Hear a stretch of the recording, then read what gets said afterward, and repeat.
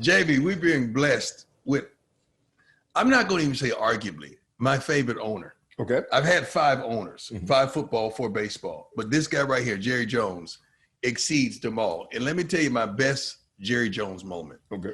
We were in Arizona. I don't even know if he knows this. And everybody comes up short for Super Bowl tickets. So I'm like, hey, if anybody got Super Bowl tickets, I know the boss got some Super Bowl tickets. And I went to his suite.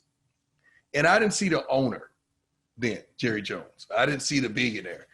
I saw granddad and the father in shorts, playing with the grandkids, having a great time because we getting ready to play in the largest sporting event in the world, Super Bowl. And that's the guy I saw. That's the guy I know. That's the guy I love. And I have yet to see any teammate of mine or anyone who ever played for Jerry Jones say anything negative about him. And that's why I love him. Straight up. Well, Deion, that not only makes me feel good, I'll be quick. The very first time we met face to face. Now, when Deion wasn't a Cowboy, I got on that ESPN and I looked at that camera and I said, Deion, I know you hear me talking to you. I know you got me down. You have got to come be a Dallas Cowboy. And that was over a national broadcast when I was sitting there looking at him. But I finally did come the time to get to see him when he came in to make our agreement. And I said, where is he? And they said, well, he's down in the locker room. And of course, nobody was there. The stadium was empty from fans. I go down there and there Deion was with his little boy, kind of same kind of story. And man, everybody was excited and here the Cowboys and Deion were going to get together and all that kind of stuff. And he spent, what he did was around that locker room playing with that kid. We all understand being a daddy, but he too. So maybe birds of a feather flock together when it comes to young kids now. We both got a soft spot there. Let me throw the bouquet to you from an outside perspective. You know, the Cowboys, first of all, you know, they called me. You didn't have the team at the time, but they called me and said they were going to draft me. Then they drafted my best friend. I'm going to let that go. But I always tell people that if the story of the NFL is written, if there's 10 names called, Jerry Jones' name better be one of them. It has to be. Because it's not about you as much as about owning the Cowboys, but it was about taking the National Football League into the new economic age. Back, if you can remember back in that time, because you started, by the way, the show sponsored by Pepsi, and you brought Pepsi to the table. What was that whole process like when you decided, I know there's something here I can do something with? Walk us through that, if you would, please. Well, I'll be real quick. When I bought the Cowboys, they were losing $1 million of cash a month. Cash. Wow. That's what they were losing. I bought 15% of them from the federal government. They had been foreclosed on.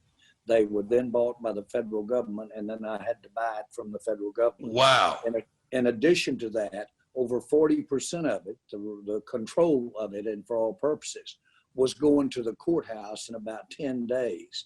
When I shook hands and agreed to buy them.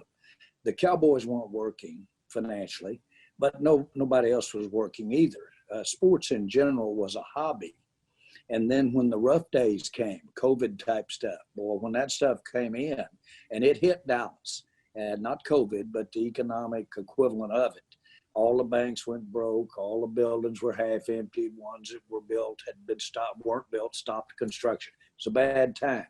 But the dream, the thought, the idea of just getting to be involved in the future of football was a dream. My master's thesis was the role of selling in modern day football. That was my thesis. Wow. And so I'd always dreamed of that. I just didn't know it was going to be served up on that kind of plate. Well, the first thing that came in, you looked there at the gate and you needed some fans out there. I went to a game and sat with Roger Staubach. That Bill Parcells was on one side, Tom Landry was on the other. They had about 10,000 people there about the time the game was over. Dirty old beer cans and bottles in the aisles because you couldn't sell alcohol. But my point is, I went down there and sat there and had kicked those old bottles around and sat there with nobody. It was kind of a rainy day. And I said, if I give them all my money, and I did, if I give them all my money, can I live with this? Can I sit out here with no fans? Could I make this go until I can get my feet on it? And I said, hell yes, I can do this. Let's go.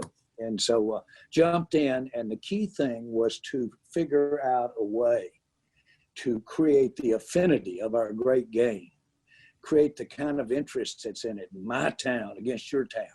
How could we take that and obviously sell tickets, obviously get out there and do a television when we could show them why they had to have us. But more important, was there more there? Was there affinity to where we could get companies to join us and be a part of the team financially, like the way Budweiser and Anheuser-Busch did with the St. Louis Cardinals? Right. And so that was my thought. That was a thought now. I hadn't executed, I hadn't done anything. But I knew one thing, something was going to move, had to move, and had to move fast because that old meter was ticking. And that was the inspiration, Deion. That was the have to do. Hey, how that's do you more keep than you going? wanted, but that's it. No, that's it. No, that's what we want. How do you keep? I know. I want our viewers and listeners to understand. How do you keep going? Like, you talking about who shot JR? You know, the Dallas show. You keep going because you keep moving. You don't stop. The scrutiny, the criticism, the misunderstandings, but you always keep going and see your way through with a smile. And that's what I respect the most. Well, you know, that smile sometimes is hurting inside, don't you? You Yes, know sir. it is, big time. We all know there, and we've been there. Matter of fact, it's dangerous to come up to a smiling guy in a dire situation. Something's fixing to happen. and so my whole point is, and I guess the moral here, if you get in something you love, if you get in something that by its very definition is getting knocked down or having rough times, if you get into something like that, then those bumps, those getting your feet knocked out from under you, those setbacks, they don't feel like setbacks. They just feel like, well, that's a bump there. We'll turn and go the other way. Well, we'll make it go the other way. You know, I don't believe that anybody's smart enough to make over 50% of the decisions right. I don't believe anybody's smarter to beat that than 50-50. Wow. It's the ones that let their good decisions really run and go long. Going off tackle, stay off tackle if it's working. But the ones that quickly cut their bad decisions, and I'll show you my legal pad full of bad decisions now. They're all around this place. But the moral of it is cut those as quickly as you can. Don't feel bad that with that mirror that you screwed it up and made a bad decision. Cut it, get moving in a different direction. So that's a little philosophy there for you. That's a good one. Well, I introduced to you, we talked about this, Coach Prime. Yeah. Coach Deion Sanders, Jackson State University. What were your thoughts, or what are your thoughts about now one of your prodigies, if you would, now venturing into coaching? If you've had many. I'll tell you, first of all, I had trouble keeping my mouth shut because I found out about this. I found out that you were going to make this announcement yesterday, and I didn't even tell my wife, Jean. And normally, if it's about Deion, I'll tell her about that. But seriously, I have kept my mouth shut and didn't want to say anything about it. But boy, what a smart move at Jackson State, and I mean that. I've sent him a note or text a note that said, you have them outmanned from the start at that spot. And when I think of the game today, and I think of the type of young kids that are young men that are going to be there at Jackson State, and not the ones necessarily just that are there, the ones that are coming. And that's what's got me excited, because with Deion there, I can see them coming. Because as I've said to you both, he not only has the ability to say, guys, with credibility, let's do it this way, but he has an excitement that energizes young men. And it does. It energized me from the get-go. And it makes you want to do more than you otherwise could. To not go back too much. I was maybe a B plus, B, whatever you want to call it, B minus, when I got in the NFL. I was kind of proud that I'd gotten in, but I didn't realize that the game itself, NFL, hanging with a guy like Deion Sanders, being around him, rubbing elbows, doing those kinds of things. I didn't realize that would make me and inspire me, make me do things that I could never dare to dream about doing. And I'd try one, be like him setting a receiver up and stepping in front of that thing and going 80 yards. I'd try it. Hold it up. Yeah, I'd try it. Hold it up. Yeah, I'd try it and I'd say, God, that worked. I'm going to do that some more. Well, that type of inspiration, Deion, that you have, and I'm saying it, a lot of times it's hard when you're looking at the mirror and got so many challenges that we all have. Mm-hmm. But boy, you do have that. And I know those young men are going to get to use that and give what you give them and take that and be better players for it. He'll make them better than it would have been going someplace else. Well, I appreciate it. And speaking of better, the Dallas Cowboys. Oh my God, I'm excited. But the question is Dak gonna ever get paid, boss? Let me say this: you and I both know there's never a question, was he going to get paid? It's, there you go. He told me one time, how much? How much? I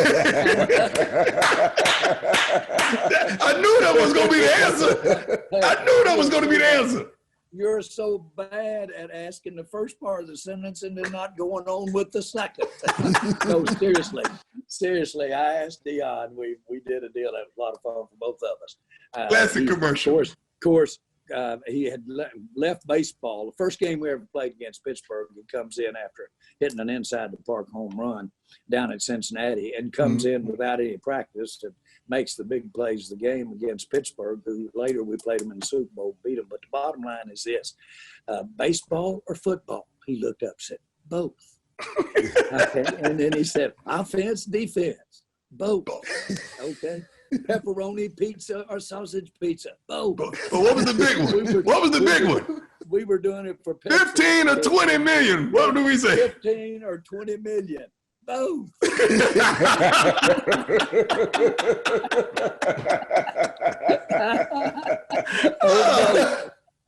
Hey, please tell Gene we love her, appreciate it. I miss you guys, man. I really do.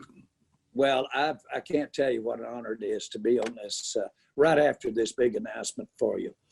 You've had and are special, and you're going to have a lot of young people benefit from that. I mean, it's a great move. Well, I appreciate you, Jerry. Thank you, sir. Thank you, Always Jamie. a pleasure. Always a Thank pleasure. you.